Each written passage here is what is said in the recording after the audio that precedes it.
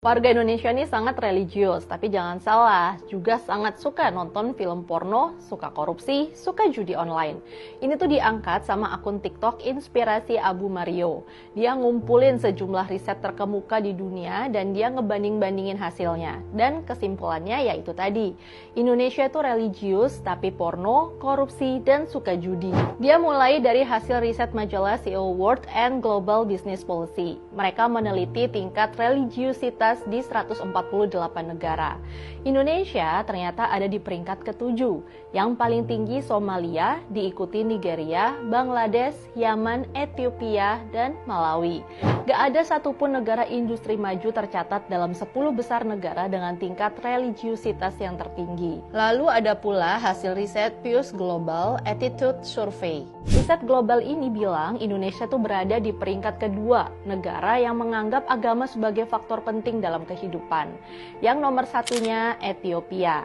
Di bawah Indonesia ada India, Brasil, Yunani, Amerika Serikat, Meksiko, Israel, Italia, dan Vietnam. Jadi dalam soal keberagaman ini Indonesia tuh terkesan keren banget. Tapi ini jadi kontras dengan hasil survei-survei lain soal pornografi, korupsi, dan judi online. Di tahun 2018 ada survei yang dibuat ECPAT tentang pengguna situs porno Pornhub. Nah, di Pornhub ini adalah situs pornografi paling terkenal di dunia. Ternyata survei itu menunjukkan bahwa Indonesia itu adalah negara dengan jumlah pengakses situs porno pornhub.com kedua terbesar di dunia. Jadi religius ya.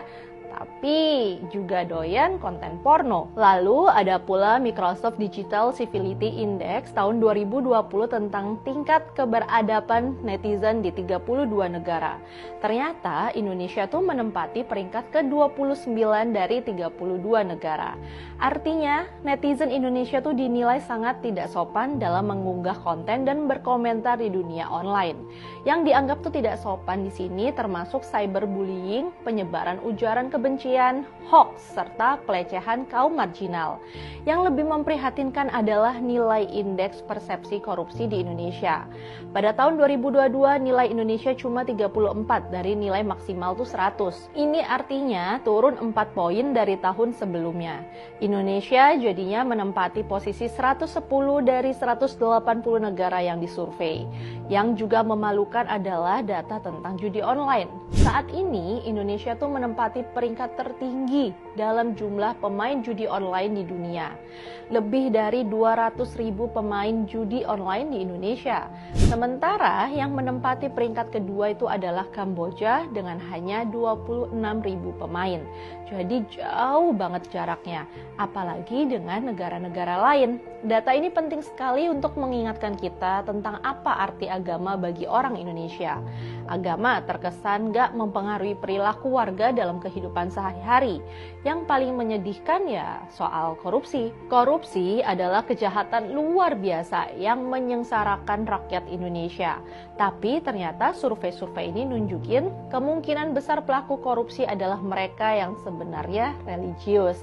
Jadi bisa dibilang sholat sih tetap rajin, tapi korupsi juga jalan terus.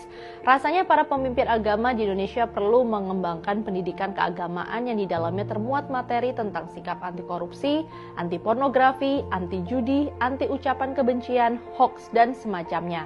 Mudah-mudahan ini bisa segera diubah ya.